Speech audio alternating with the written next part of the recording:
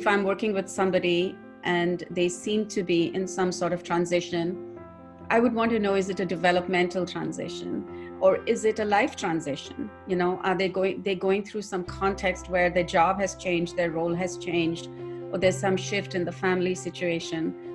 And of course, those can also be connected. So when I work with a leader, I would generally have them take the MAP, which is the assessment for vertical development that we use. It's called the maturity profile.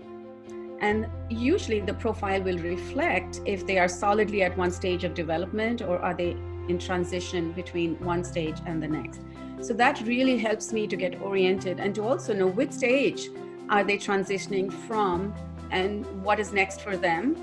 And also we look at where they're coming from even earlier stages, because nobody is one stage, we are all a spectrum. And so there may be something that they are still identified by, or they're still driven by a belief that comes from an earlier stage. And so helping them work through that can be a bigger lever to vertical development than trying to get them to the next stage of development or to work at the edges.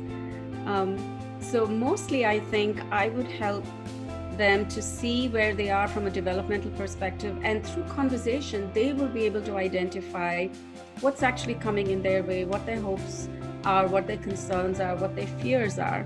And through that conversation we can challenge some of the assumptions that can help them shift some of their perspectives, where they can begin to see that they are making a certain meaning out of their life experiences that is sort of predetermined by their belief system. So essentially we end up looking at their beliefs and assumptions, and in conversation we can create new approaches to thinking about what's next for them and about what's disorienting.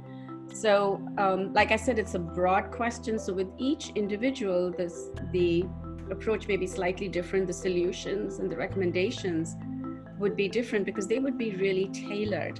And that's the thing that we do what is called tailored coaching, where based on the stage of development, we offer certain tools and recommendations that may actually not work for somebody at an earlier or later stage.